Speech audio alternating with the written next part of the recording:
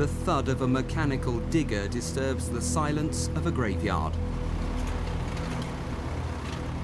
I'm very conscious of coming across real evil. There's real evil here. In the dead of night, police exhume a body. It's a hard thing to go through, having a loved one dug up. This is the moment the murderous activities of Britain's biggest serial killer were unearthed. That son of a gun killed my father on Christmas Eve. In the coming weeks, the hush of night was to be repeatedly broken by exhumation after exhumation. We used to joke about it because we used to say, she's always down there, and I bet he's got fed up with her and bumped her off. And now... Over the coming months, detectives were to investigate the deaths of nearly 150 patients of Dr. Fred Shipman. How far does this go? How deep is it? How many people have been murdered by Dr. Shipman? I don't think that there'll ever be an answer to that question. The only person that knows is not talking to us. Today, as the 53-year-old doctor who used his caring manner as a cover for murder was led away to spend the rest of his life behind bars, two major questions are being asked. Why and how did he literally get away with murder for so long? For the first time, the true extent of his ruthless killing spree can be revealed. How 5 patients died inside his surgery. How he killed 8 patients in 1 month. How he murdered 6 patients in 1 street. How, to obtain the means to kill, he turned a patient into a drug addict. How he then killed that patient's father when he asked too many questions about his son's treatment. How he murdered another patient he believed had left him a small fortune. And tonight we can reveal that the man dubbed Dr. Death will, in the next few days, be charged with at least 18 more murders, making him one of the world's most prolific serial killers.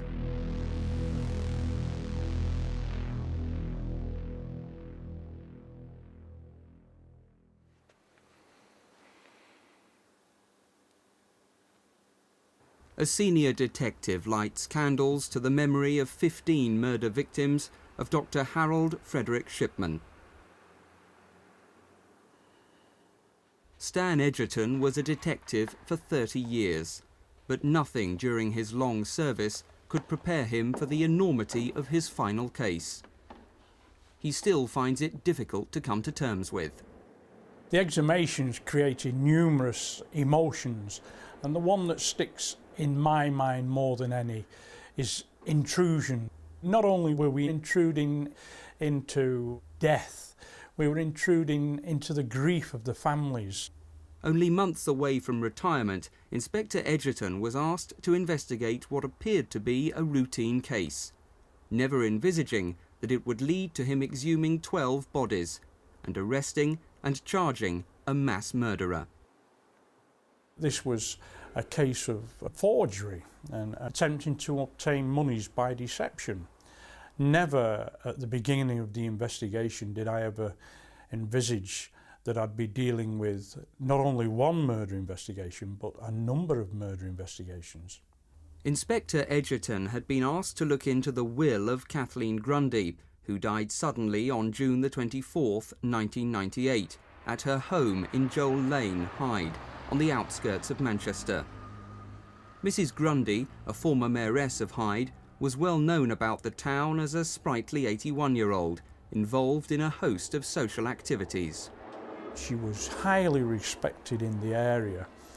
She spent all her spare time working on behalf of other people. She ran a luncheon club 2 or 3 days a week. She worked to help the aged. She did the banking for them. She was a remarkable woman. 2 days before she died, a local firm of solicitors received a crudely typed will purporting to be from Mrs. Grundy, who they had never dealt with before. On a standard post office form, Mrs. Grundy's whole £300,000 estate was bequeathed to her doctor, Fred Shipman.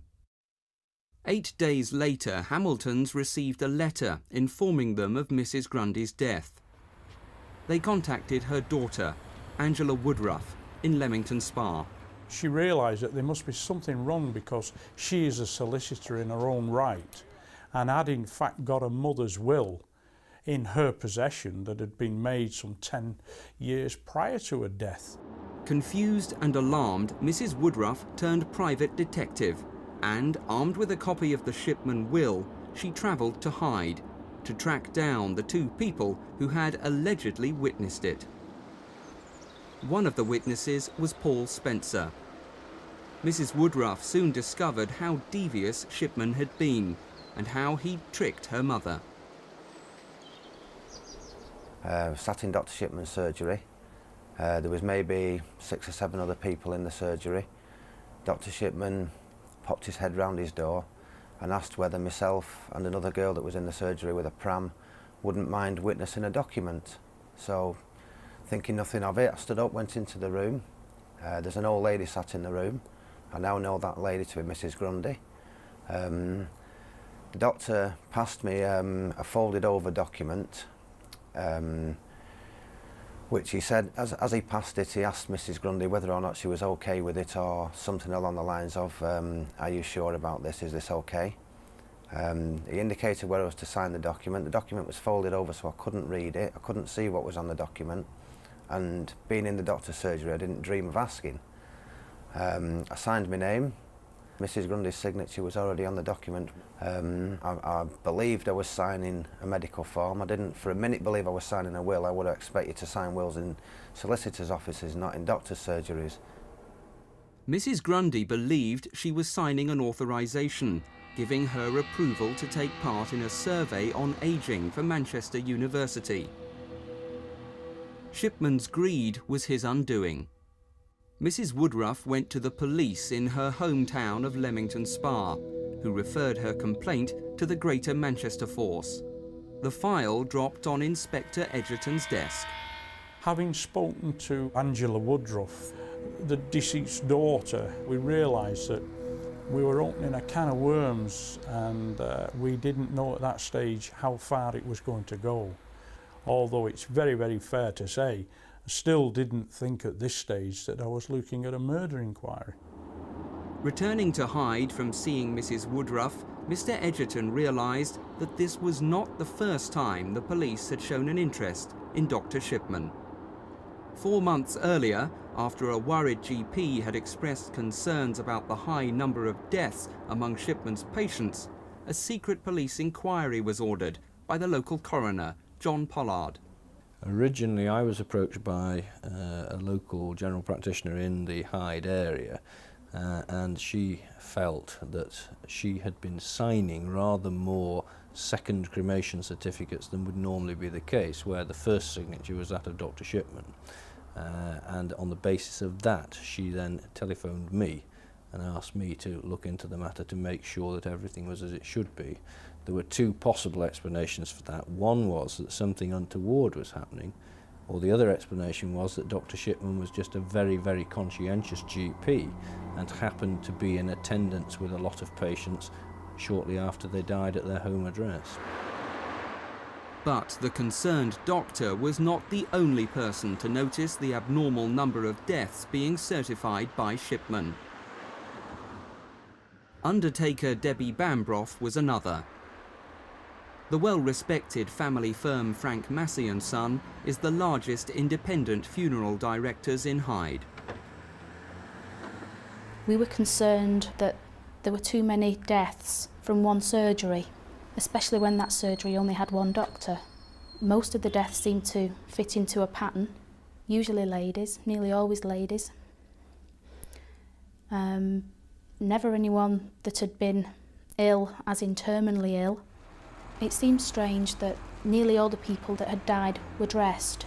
I was ill, they're generally usually in bed with the nightwear on, but that was never the case. They were always fully dressed as if they'd just come back from shopping. It was very rare that anyone actually died in bed. It was usually sat up in a chair in the living room. Things just didn't add up. We talked about it as a family, the circumstances of the deaths. Debbie came to me one day and just said she was concerned with all these sudden deaths, which was Dr. Shipman was signing the forms for. And I sort of said there's nothing to worry about, it's just that he's old patients. And I think she had a word with another doctor about it, and then she's had another word with me. This was a couple of months later, something like that. So with that, I thought I'd go down and have a word with Dr. Shipman.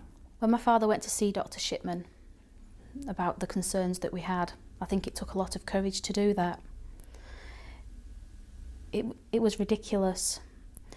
We trust a man, trust a doctor, and for us to make accusations, assumptions, to have concerns about a doctor maybe murdering people because that's what it is. I was the last one in the surgery at the time. Said to me, yes, come on in. I went in his surgery.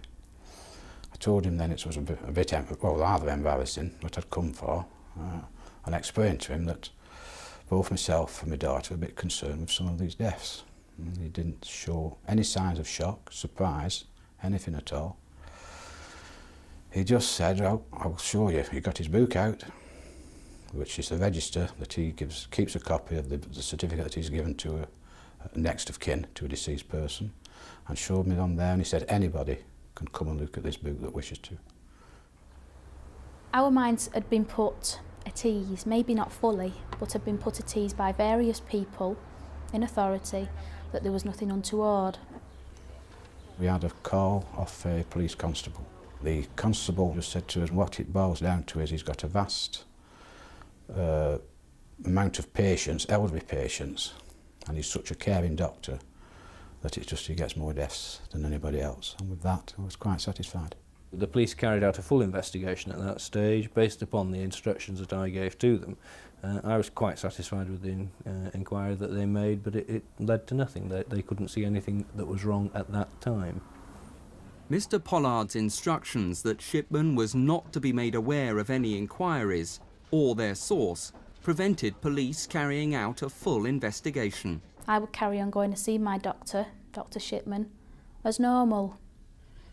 And the longer I sat in his room, the more I thought how ridiculous these suspicions and concerns had been. It was impossible to think that my doctor, who I trusted in and confided in, could be doing something so terrible. Aware from Debbie's father's visit that his murderous activities had aroused suspicions, did Shipman panic and hurriedly decide to forge Mrs. Grundy's will to provide him with the funds to flee? Inspector Edgerton thinks not.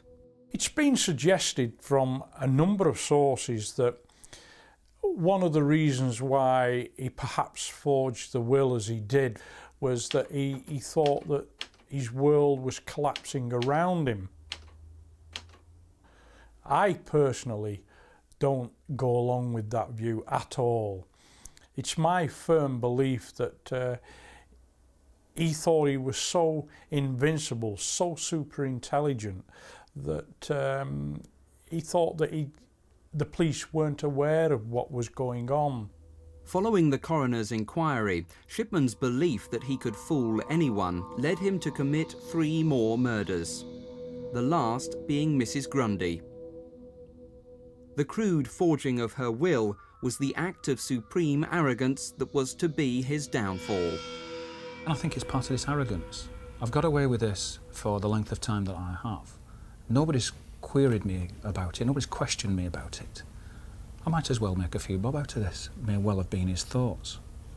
And he's proceeded to put together that will, which, when you look at it, is just an amateurish attempt.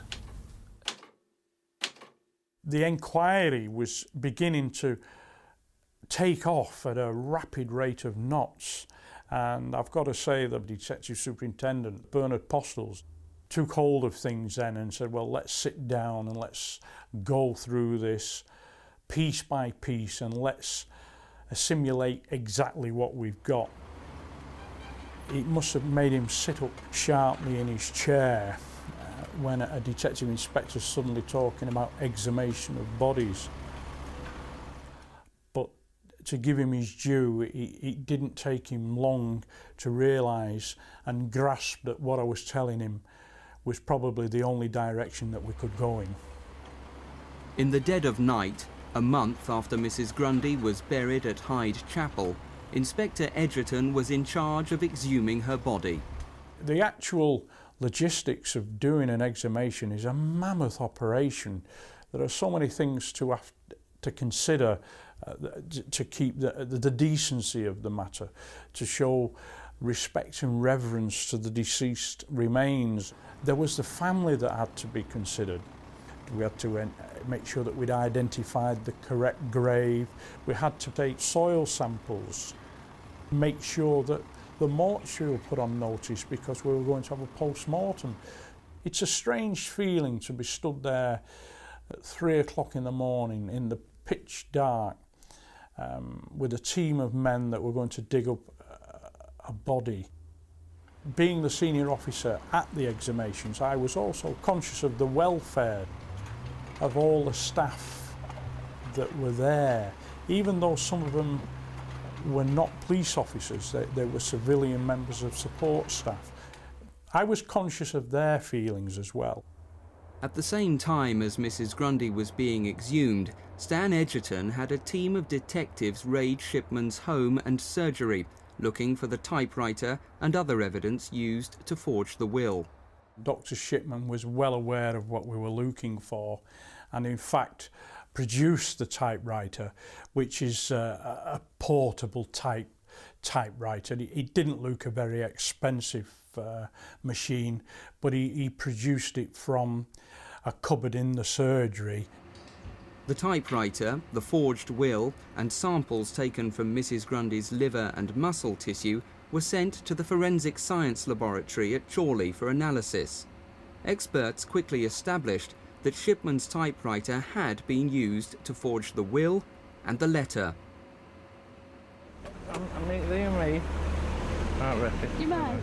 But while Inspector Edgerton waited for Mrs. Grundy's post-mortem results, he was approached by a local taxi driver who'd built up his own dossier of suspicions against Shipman, going back many years. Perhaps 24 of my customers passed away in very, very similar circumstances. All of them Dr. Shipman's patients.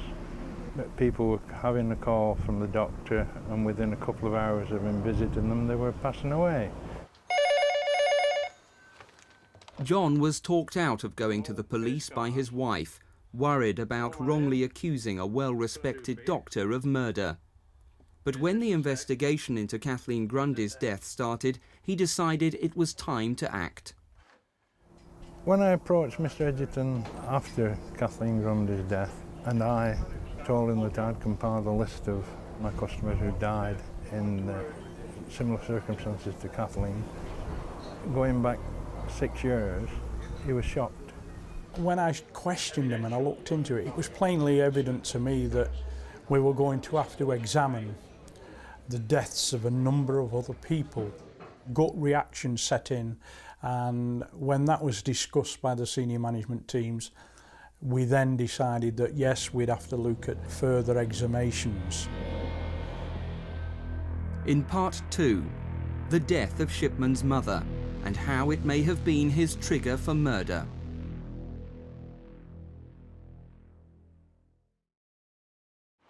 Harold Frederick Shipman was born in Nottingham in January 1946. His early years were spent at this house in Longmead Drive. His father, also Harold Frederick, was a long-distance lorry driver. His mother, Vera, was ill for many years, slowly dying of cancer. Fred, the middle one of 3 children, was the clever one of the family. He passed his 11+ to the local grammar school, High Pavement. Although never a high flyer and in the C stream, Shipman was respected by the other boys for his sporting prowess on the athletics track and the rugby field. Seen here securing the ball in a line-out in some rare footage of a school match, Shipman is well remembered by former schoolmates. I was a friend of Fred. We were in the same year as one another. We played rugby together. He was a very, very able sportsman and notable for his rugby and also for his athletics. Fred was a very quiet, calm individual until he got on the rugby field, and then he was quite a fiery character. But as an individual off the field, very easygoing and quiet young man. Fred passed 5 O-level GCEs and went into the 6th form, only for disaster to strike. His mother died. Fred was just 17. Vera Shipman had fought a long and brave battle against cancer with ever-increasing daily injections of morphine. Some believe this early introduction to morphine and death had a lasting effect on young Fred. His reaction at the time was considered bizarre. It must have been a Monday morning that we met up and we were walking back to school. And as you do, you know, what did you do at the weekend? And I told him what I'd done at the weekend and I asked him what he'd done. And he said, oh, my mum died. I said, oh, God, what did you do? You know, it must have been awful. And he said, oh, yeah, I went for a run. But he went on to say that he'd actually run till, I think he said, 2 o'clock in the morning or something, and in the pouring rain. After his mother's death, Shipman decided to become a doctor. He spent the next 6 years as a medical student here at Leeds University. In his first year, he met his wife, Primrose Oxtoby, then a pretty 17-year-old window dresser. Within months, Prim was pregnant with Sarah, the first of their 4 children, and much against her parents' wishes, they were quietly married.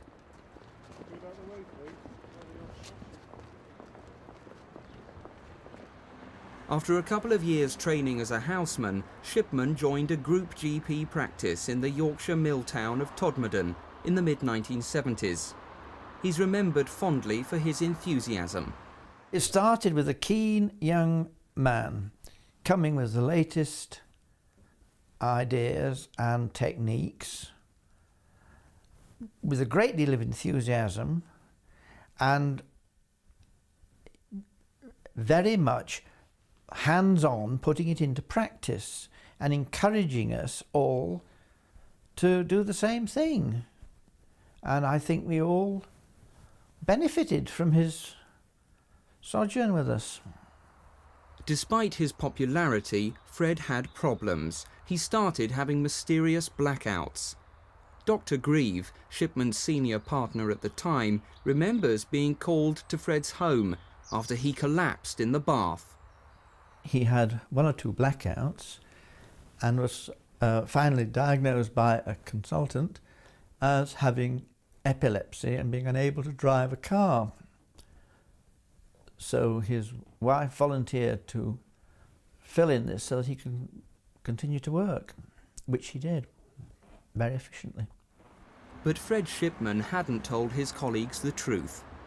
He was a drug addict with a huge dependency on pethidine, a painkiller used in childbirth. I mean, there wasn't any great disaster or anything. It was just he could no longer. He was a sick doctor. There he had to go. In February 1976, Harold Frederick Shipman stood in the dock at Halifax Magistrates Court and admitted 8 charges of obtaining drugs by deception and asked for 74 other offences to be taken into account. He was fined a total of £600. The court heard he obtained the highly addictive drug by over-prescribing for patients at a local nursing home and by forging prescriptions. Shipman agreed to undergo treatment at the renowned Retreat Hospital in York. Although the General Medical Council was notified, Shipman was not struck off. In 1979, free of his addiction, he applied to join a group practice in Hyde, a small Cheshire market town with a population of 60,000. At his interview, the 6 partners were impressed by Shipman, particularly his honesty that he had been addicted to pethidine. they decided to give him a second chance.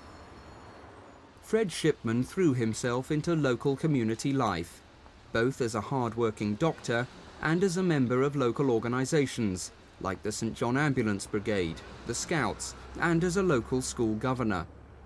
He soon became so popular that he had a long waiting list of people wanting to join his panel. But in 1991, Shipman delivered a bombshell to his partners. After almost 12 years, he was leaving to go it alone in a single-handed practice, and glibly announced he was taking his 3,000 patients with him. The parting was acrimonious, but Shipman didn't care. He'd carefully planned the move for months, and within weeks opened just a few yards away in a converted shop in Market Street.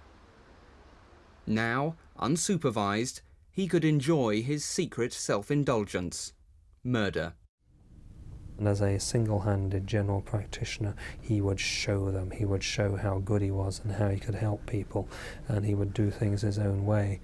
And without the breaks of working in a partnership, the constraints that daily testing yourself against colleagues has on one, perhaps that was one of the factors that led to him going off the rails. How seriously Shipman had gone off the rails only became clear when the toxicology results came back from the forensic science laboratory.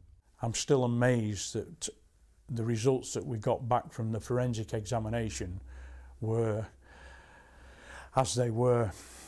I didn't expect that for 1 minute. The death certificate issued by Shipman recorded Kathleen Grundy had died of old age. The truth was, she'd been killed by a massive dose of morphine. Such an amount that the forensic scientist had no doubt that death would have occurred in quite a short time.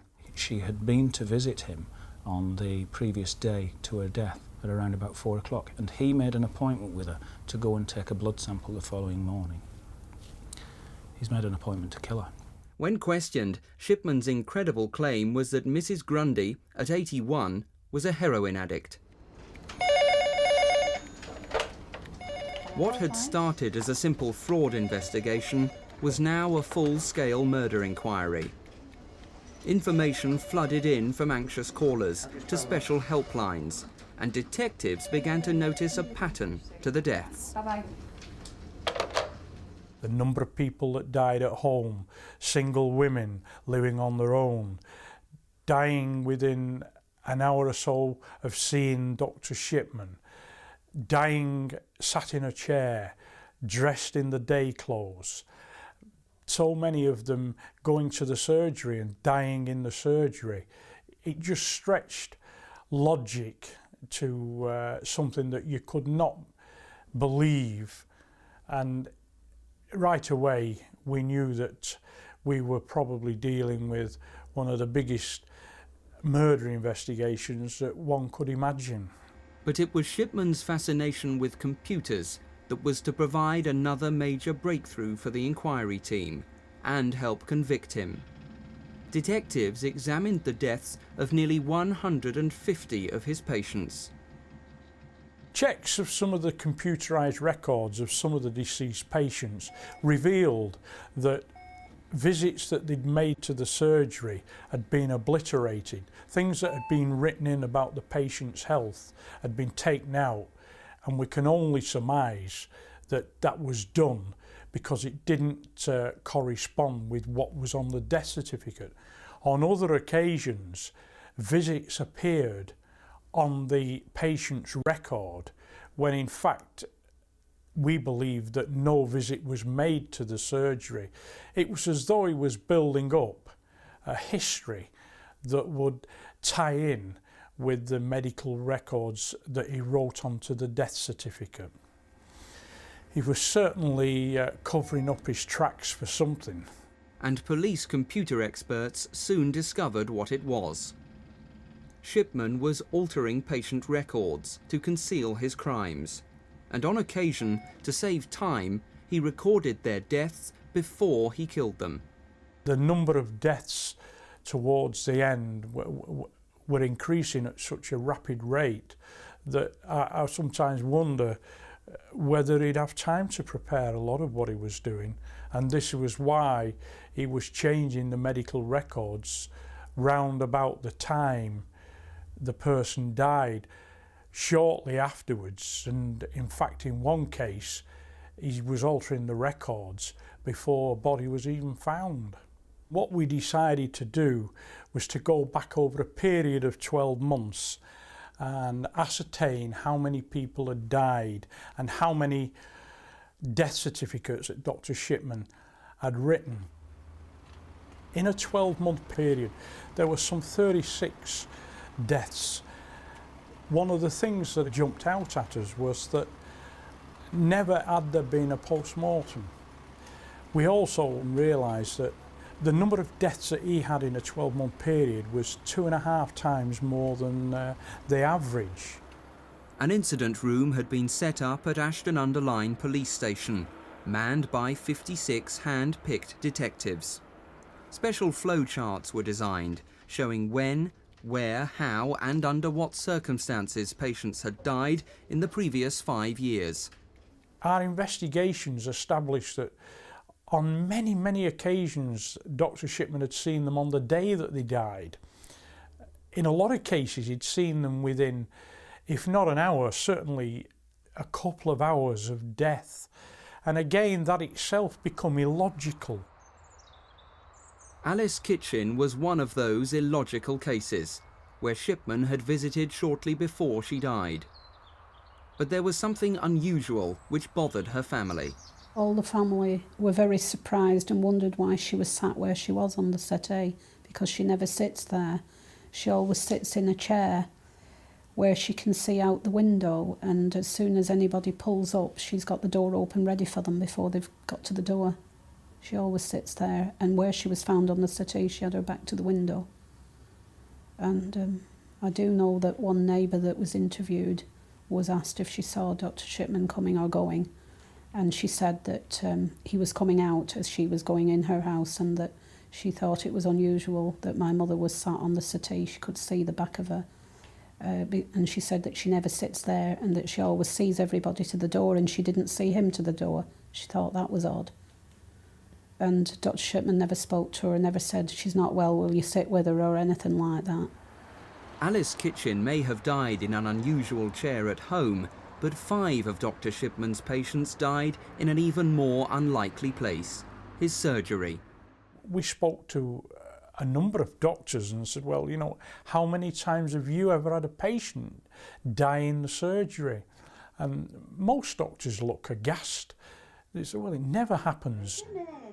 One of those who died in his surgery was 72-year-old Edith Brady, a long-term patient of Fred Shipman. Edith, who loved a social occasion, was the principal guest at the family's Christmas party a few months before her death. He told me that she'd gone in the back room to lay down, and he just went in and found her dead, and that he worked on her and nothing could be done. So we spent some time when I gave her a kiss, and I noticed how tidy she was, and they said it was her heart, and we just accepted that that's what it was. And I was just glad that she didn't have to have a post-mortem, because I didn't want to be messed about. I just said, well, I'm glad she was here. And he said, well, she's not the first one to die. He had another lady that died in here who said that at the time. And I was glad, because that's the place she liked to be. She liked Dr. Shipman. We used to joke about it, because we used to say, she's always down there, and I bet he's got fed up with her and bumped her off. And now when I think about it, it's unbelievable. Detectives were also noticing other disturbing facts. That Shipman had been present when 6 of his patients died in one street in an 18-month period. And that in 1 month, 8 women patients died mysteriously. We saw that on one occasion, in a particular month, there were 8 people died, which is on average of 2 a week. And whenever we spoke to other people in the medical profession, that they stood back in amazement. In part 3, how Shipman stole from his patients and acquired his means to kill.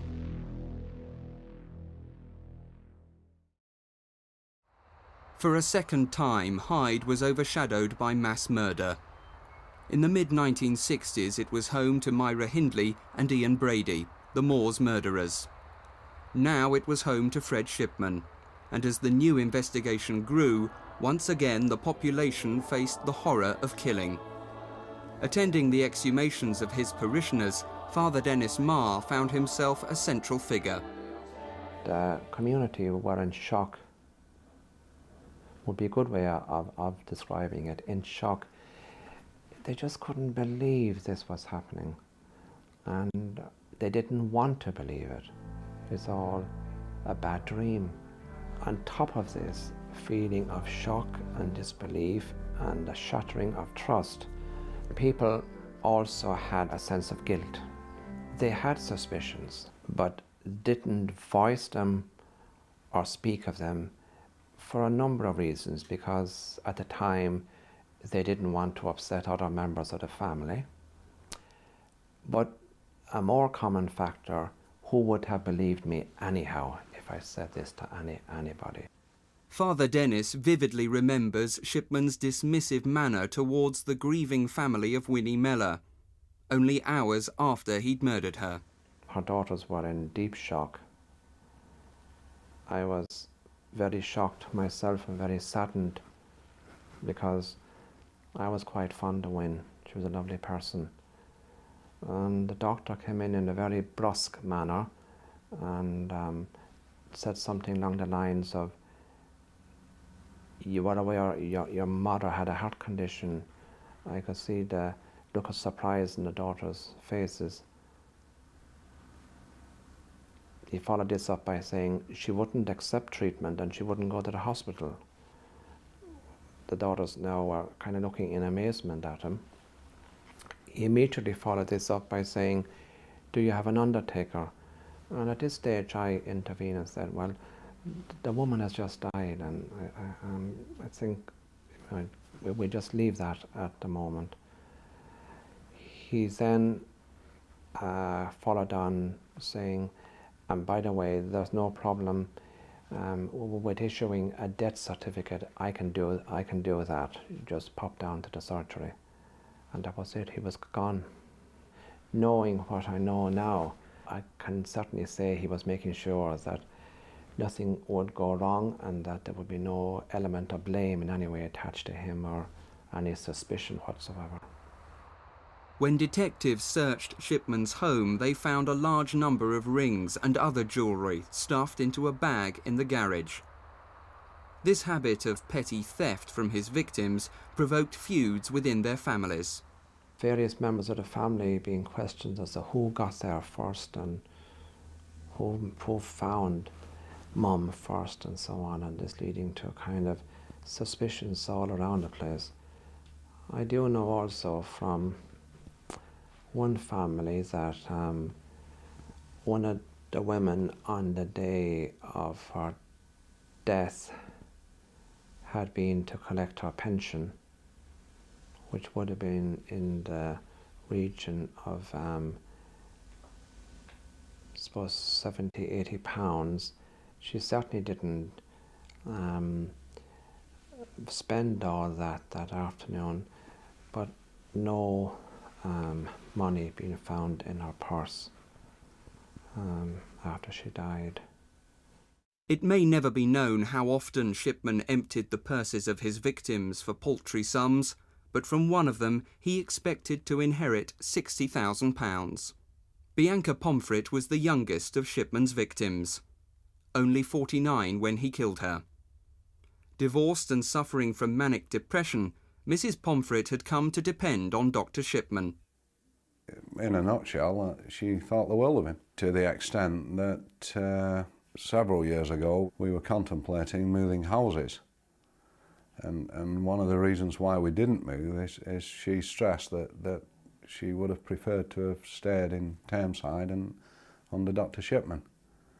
Now I think if somebody puts the relationship that they've got with the doctor above moving on to a new form of life, got to be quite a close link. So much so that she informed me several months before her death that she was actually leaving all the monies and properties to him in a will. She also stated that she'd told Dr. Shipman this. Fortunately, I convinced her that the proper thing to do would be to leave her monies and properties to the grandchildren. I can't speculate as to why Shipman murdered Bianca, whether or not it was because of the fact that he thought he was going to benefit financially, or maybe even if she had informed him, he realised he'd been cut out of her will. I don't know. Bianca Pomfret was the fourth victim to be exhumed. In the following month, police opened 8 more graves and removed the bodies for examination. Each body contained varying high levels of morphine. But even without a body, police were able to charge Shipman with the murders of 6 patients who'd been cremated. So incriminating was the computer and other circumstantial evidence. The evidence that we were being presented with in relation to those bodies where they had been cremated was so overwhelming as far as we were concerned that we could not just put it to one side. By now, it was becoming obvious to police that Shipman arrogantly believed he'd created the perfect murder and had got away with it for years. He believed that he was able to face this thing out, that people didn't have a superior enough intellect to break down and establish the facts of what had gone on here. When he was arrested, detectives like Stan Edgerton saw that arrogance at first hand. During the course of questioning, his arrogance was to the fore all the time. Whenever I spoke to him, it was plainly obvious that he thought I was beneath him, and that he gave a distinct impression that it should be at least a superintendent that was talking to him and dealing with him. And he made that plainly obvious that I wasn't his intellectual equal. I think that he came in to be interviewed on the first occasion on the 7th of September, and having walked in through the door, he expected to be walking out around about 5 o'clock in the evening. And I think he was surprised when he was charged with murder. You could see his demeanour change, his voice changed, the arrogance was the first thing to go, and then to a certain extent he tried then to control the interview by changing the subject or trying to indicate to the interviewing officers that they didn't understand. And as we went further into the interviews and we put the forensic evidence towards him, the morphine in the body, he could not in any way explain that. The medical records, he couldn't explain again why they'd been changed. Eventually, he got more and more distressed, and at one stage actually broke down. But what really shocked hardened detectives like Inspector Edgerton was the ruthless and cynical lengths Shipman went to obtain his weapon to kill, the morphine. 2 years ago, former airline pilot Jim King was wrongly diagnosed with cancer, a week after marrying his American wife Debbie. After undergoing 3 months of painful chemotherapy, Shipman was told he'd never had cancer. But Shipman failed to pass on the good news. Instead, Shipman continued to prescribe Jim massive amounts of morphine in order to maintain a regular supply of his murder weapon. He was told on 3 separate occasions by consultants from different hospitals that I had not had cancer. I had never had cancer, but he still proceeded to do this. I know now why he did this, because the more patients that you have terminally ill, the more morphine that you can have in your stock. If you're in general medical practice and you are caring for terminal patients at home, sooner or later you can guarantee that you will acquire heroin which has been unused and which you basically do not have to account for. Jim's father, a Shipman patient, was so concerned about his son's health that he started asking questions. Too many for Shipman's liking, and the doctor killed him. My father had been down to the surgery a few times to ask Dr. Shipman what was going on with my case, because he could see me deteriorating rapidly with the amount of morphine I was using. I mean, that son of a gun killed my father on Christmas Eve, of all the days to do this. And I believe he did that because he needed to stop this man complaining at that time. Because the last thing he needed was to have complaints, knowing that what we know now, the last thing he needed is for somebody to come forward and say, what the hell's going on here? And then all this lot would have come out. And you know, it's a shame it hadn't come out, because after he killed my father, he proceeded to kill 4 or 5 other people. And Shipman would almost certainly still be killing today, but for his amateurish attempt to forge Mrs. Grundy's will. But the big question still remains. Why did a doctor dedicated to saving life murder his patients? Those close to the case have their own theories. He might get a kick out of being in control, and the ultimate power is the power over life and death. I can't think of anything else that could explain it. Why he did it, I think, is simply a matter of convenience, that it was more convenient perhaps to get rid of a patient who was an awkward patient by killing her than by trying to persuade the family practitioner committee to transfer her to another general practitioner. It's horrendous, isn't it, to think of that could happen, but it clearly did. I think that a significant number of the people that Dr. Shipman killed, he may have killed quite simply because he did not wish to continue caring for them for whatever reason.